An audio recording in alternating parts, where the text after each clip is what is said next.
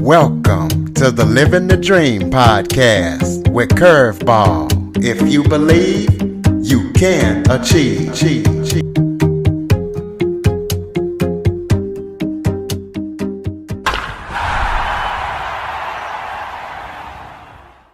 Welcome to the Living the Dream with Curveball podcast, a show where I interview guests that teach, motivate, and inspire.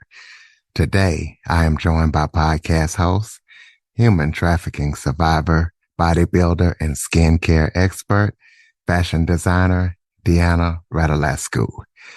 We're going to be talking about her story. She's just about to get married again, so congratulations to her on that, and we're going to be letting her tell her story and share her expertise on anything that she wants to talk about. Deanna, thank you so much for joining me today. Well, thank you for having me today. Do I call you Curtis or DJ Curveball? What do you like me to address you as? However, answer to anything. I like the DJ Curveball. That adds a little spiciness to the show. Absolutely. Thank you for the introduction. I'm happy to be here, and I look forward to sharing my story with your audience. Absolutely. Start off by telling everybody a little bit about yourself. Well, I mean, you kind of gave the highlights. So I have a pretty rough background. My mom's a single parent. My dad left when I was like 15 years old, deadbeat dad. I'm the oldest of 5 siblings. So I got 2 sisters and 2 brothers. He was very abusive to myself and to my mom. And unfortunately, when you are raised around that, you kind of head in the same direction and create the same patterns in your life. So I ended up getting involved with abusive men early on, which led me into being a victim of human trafficking. I got involved in drugs. That specific boyfriend actually kidnapped me and stabbed me a couple of times. I thought I was going to die. That was a very scary time in my life. Luckily, I pulled myself out of it, got away from him. And then I met my first husband, who is no longer with us today. And he was kind of like my knight in shining armor, so to speak. We were the ultimate power couple. Aside from all of my, dark background, I am very savvy in business. So we made great business partners together. And, I was very successful with my late husband. We had 5 businesses. The one business did about 30 million in sales. And, I lived a very large lifestyle with him. Shall I keep going, or you want to ask me any questions? Oh, you can keep going as long as you want. I wanted to ask about your human trafficking experience because I know that you help people in that area. So kind of wanted to talk about that. Yeah, a lot of people do want to ask me about that time in my life. I think had I not been raised the way that I was raised, and had a little bit more knowledge of what that meant, because human trafficking is just kind of like an overall title for people that maybe get sexually abused at home, the ones that get abducted and are, slaves to pimp or something like that, or someone that has a boyfriend that talks them into doing things that they don't want to do sexually with other men, or, selling their bodies. So, that it's a title for a lot of different things that happen to people, unfortunately. And I was lucky enough to get out of it alive and not to become a drug addict. And, luckily I walked away with only a few scars. But I think that, after realizing what I had been through and I woke up to what had been happening to me, I got very passionate here in this later part of my life to raise awareness and, be very open about it, because I think that the more that we raise awareness around this issue and we empower younger people what to look out for, or if they need help, or if they're in a situation, the better off that, going to be, in the future, because we're giving our next generation the tools to protect themselves and empower themselves from being in that situation. Okay, so you also are a bodybuilder. Tell us about that. Yes. Well, as you can tell, I'm type A all the way. Like, I always have to have something going on. So I think that being abused at a younger age, by my father, really motivated me to be strong, and not just strong mentally, but physically. I think when we are trying to, survive and we're in survival mode, we try to go to the easiest thing to make us strong. And so I gravitated towards bodybuilding.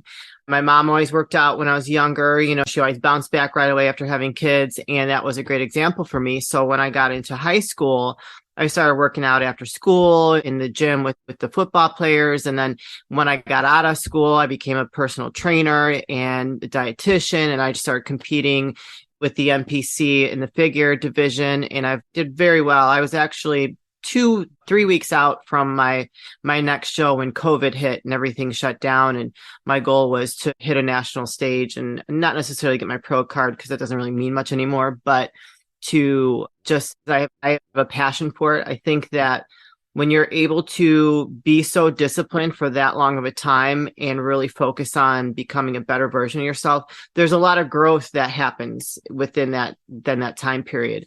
If you are focused on the right things. Obviously, not all people that compete do focus on the right thing, because it is a very selfish sport. But I love bodybuilding. I love to work out. I love lifting weights. I think that, I just believe in a very healthy lifestyle. So that will always be something that I'm passionate about.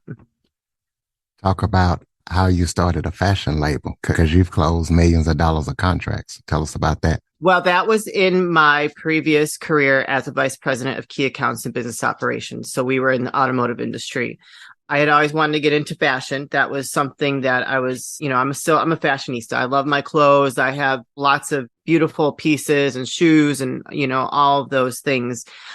But I had always, my dream was always to do that. And with my late husband, we were solely focused on the automotive industry, because that's what he did. That was he passionate about. I was very successful closing those contracts with that. When he passed away, I was like, I'm gonna go chase my dream. And so I went after my dream, and I created 3 beautiful collections. The fashion industry is a little bit of a different animal. I had not gone to school for it. I really didn't do a lot of research. I had gone to a consulting company out of Soho, New York, that helped me with the whole process. Had I done my research and did a little bit more of my homework, I probably wouldn't have gone that route, and I'd probably still be in the fashion space today. But I invested a lot of money with a consulting firm and ended up having to take everything over myself, because they weren't completely honest with the pricing up front when I started my first collection. So it was a very difficult learning lesson. I love clothes. I probably will get back into it again, but I did 3 collections. I was on the runway in Rhode Island. I was on the local news there. I was the finalist for the Cadillac Design Challenge here at Style Chicago. And my last collection, I did a huge event against human trafficking at the Stan Mansion, which I had over 300 people. We had tons of sponsors. I had 6 other designers with me to do a runway show. It was a big, very elaborate red carpet event. So every collection I did, did something phenomenal with it. It just didn't get me to the place I wanted to be monetarily. And I could not keep throwing good money after bad, since it was not taking off the way that I needed it to. Well, how has being a widow affected your life purpose? Ooh, that's a great question. No one's ever asked me that, DJ Curveball. Now you're throwing some curveballs my way, huh? You know what? Becoming a widow at I consider was a young age. I think I was 38. Really kind of shifted my focus in life. When watching him lose his battle with his health it was surreal. It was very eye-opening. After he passed, it was a very rough time. When you're living in that kind of a lifestyle and you have that many businesses, and he's got daughters from a previous marriage, it's like what you see in the movies. It was very nasty.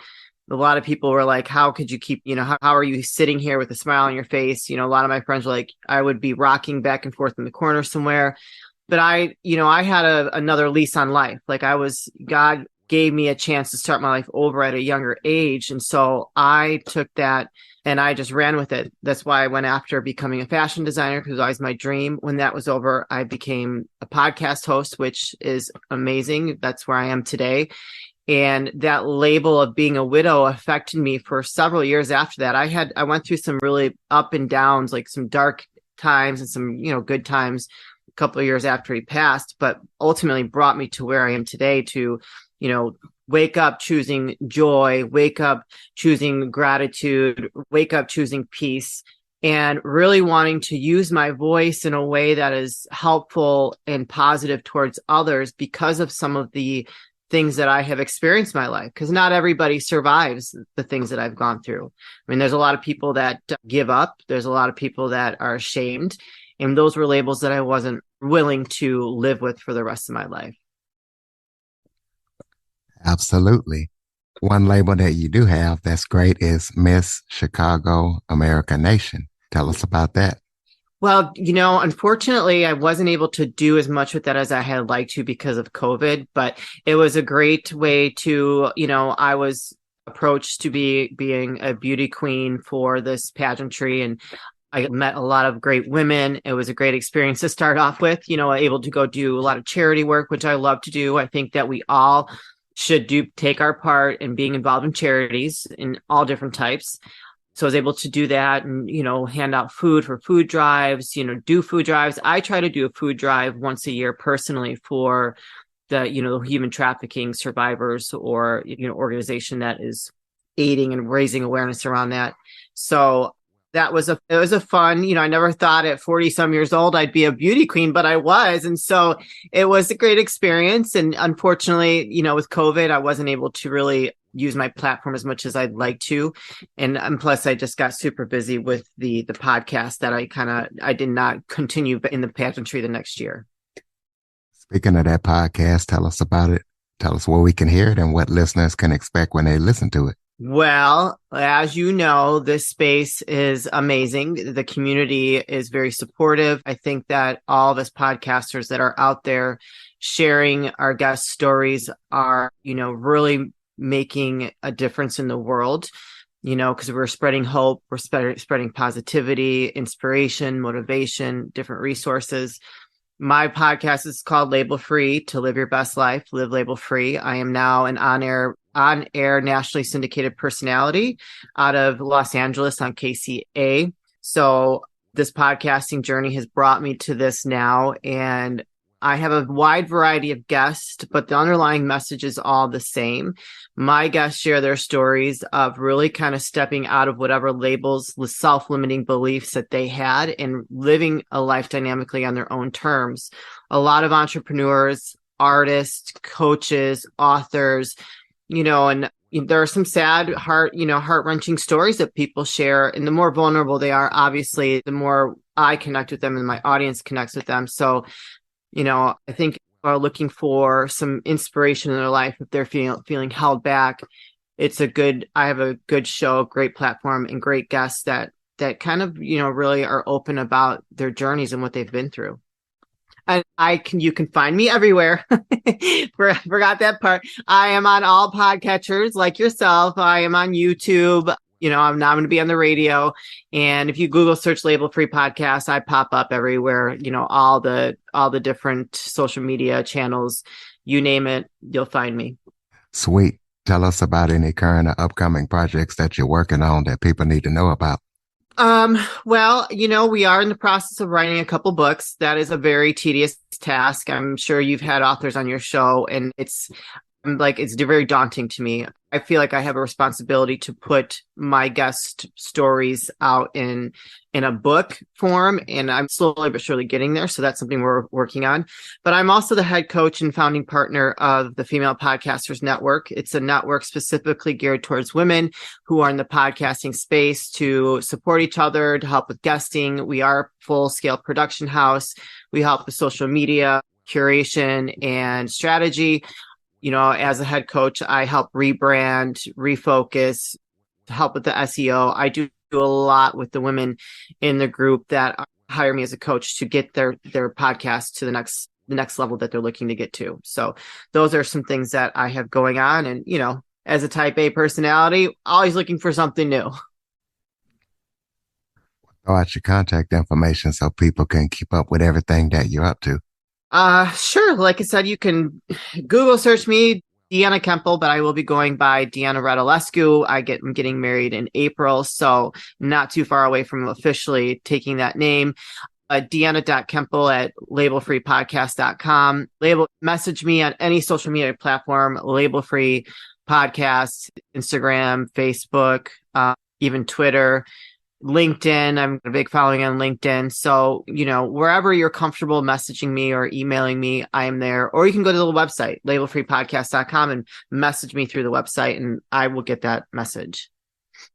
All right. Well, close us out with some final thoughts. Maybe it's something that I forgot to touch on that you would like to touch on, or just any final thoughts you have for the listeners.